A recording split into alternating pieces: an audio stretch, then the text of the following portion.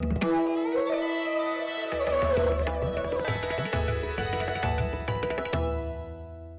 जब हम वो तस्वीरें, वो चेहरे देखते हैं, तो उन चेहरों में मदद के लिए सवाल नहीं होते हैं।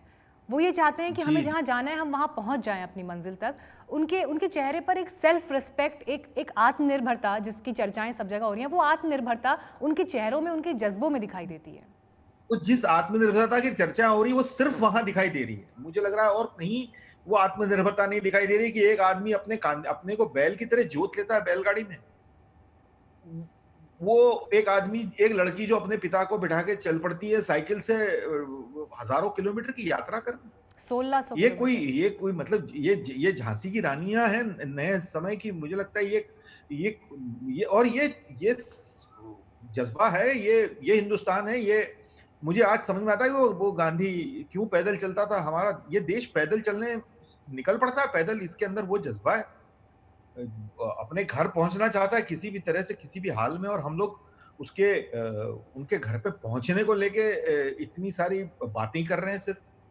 तो उन्होंने कहा कि तुम बातें करते रहो, हम जा रहे हैं पैदल, और कुछ नहीं। बिल्कुल। जिस तरह से कोविड-19 संक्रमण को लेकर स्वानंद हमारे देश में तैयारियां हुई, लॉकडाउन हुआ, लॉकडाउन से हमने क्या हासिल किया, इसको लेकर तमाम चर्चाएं हो रही हैं। लेकिन जब हम इंटरनेशनली भी डेटा को कंपेयर करते हैं, तो भारत थोड़ी बेहतर स्थिति में दिखाई देता है, चाहे वो अमेरिका हो, इटली हो, स्पेन हो, जो सबसे ज़्यादा प्रभावित देश रहे हैं। आप हिंदुस्तान की हाँ। सबसे बड़ी ताकत क्या मानते हैं? देखिए, मुझे 2 तरह से हिंदुस्तान के बारे में लगता है। एक तो हिंदुस्तान के बारे में जो जो उसकी ताकत है, मुझे नहीं पता, मैं इस बारे में एक्सपर्ट नहीं हूँ, डेटा क्या कह रहा है और कितने हम लोग कितने उनसे बेहतर है। लेकिन हाँ, ये एक एक निश्चित रूप से हिंदुस्तान के बारे में बता सकता हूँ कि हम लोगों को हम देखिए ना, कोविड में भी हमारी प्रॉब्लम कोविड नहीं है, हमारी प्रॉब्लम भूख है। तो बिल्कुल। अगर हम उस तरह से देखें तो वो है। और दूसरी बात जो मुझे हिंदुस्तान की लगी है कि हिंदुस्तान के आदमी का दिल अभी भी पसीजता है, चाहे चाहे जो भी कहिए, लेकिन इतने जिस तादाद में लोग बाहर निकले हुए हैं, जिस तादाद में लोग मैं इंदौर शहर की भी तस्वीरें देख रहा था, और भी बहुत लखनऊ वगैरह की भी चीजें मुझे दिख रही है। इतने सारे लोग हैं, लोग चप्पलें लेके खड़े हुए हैं। एक महिला जो सैनिटरी पैड्स लेके खड़ी खड़ी हुई है, उसके उसने ये भी सोचा कि यार इन लोगों को जरूरत होगी। तो मुझे लगता है कि ये एक कोई बात तो है जो शायद हम लोग सिर्फ सरकारों की तरफ देखते रहते हैं। उससे ज्यादा दिल हमारे हमारे अपने लोगों में भी है। वो उस तरह से निकल पड़ते हैं। कुछ लोग रास्तों पे निकल आए हैं, कुछ लोग रास्तों पे मदद का हाथ बढ़ा निकल आए हैं। तो कुछ कुछ तो है, और कुछ तो है जो हम समझते भी है, जो सच में चिंतन का विषय है। हिंदुस्तान की इसी स्पिरिट पर कुछ शब्द अगर आप गुनगुनाना चाहें तो? हिंदुस्तान की इसी स्पिरिट पे तो अभी मेरे को एकदम से कुछ सूझ नहीं रहा है, पर हाँ, कोई मतलब भी आपका मुझे पसंद का गीत। मैं हिंदुस्तान के लिए अपना एक गीत गा देता हूँ। मैं ऐनक अपने हिंदुस्तान के सपनों को लेके एक गीत है मेरा, जो मैं हमेशा गाता हूँ सब जगह पे, जी। तो उसके बारे में बात होती है तो मैं आई जस्ट सिंग बावरा मन देखने चला एक सपना, क्योंकि मुझे लगता है वो गाना अ, सबको उम्मीद देता है, और इस उम्मीद बारे में देता है, मुझे बहुत लोग इंस्पिरेशन देता बोलते है। हैं। हाँ, एब्सोल्युटली। जी, जी।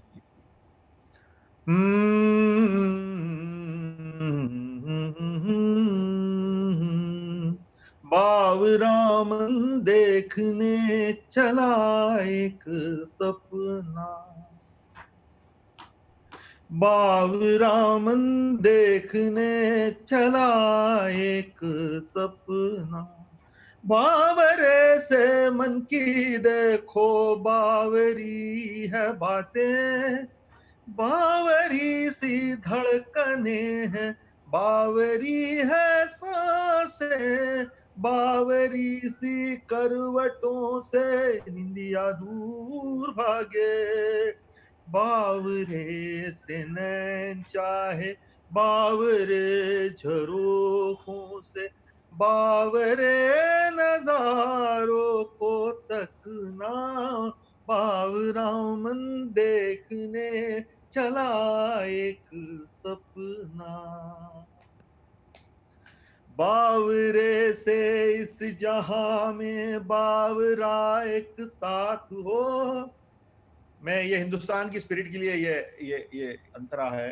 बावरे से इस जहां में बावरा एक साथ हो, इस सयानी भीड़ में बस हाथों में तेरा हाथ हो, बावरी सी धुन हो कोई, बावरा एक राग हो, बावरे से पैर चाहे बावरे तरानों के, बावरे से बोल पे थिरकना, बावरा मन देखने चला एक सपना।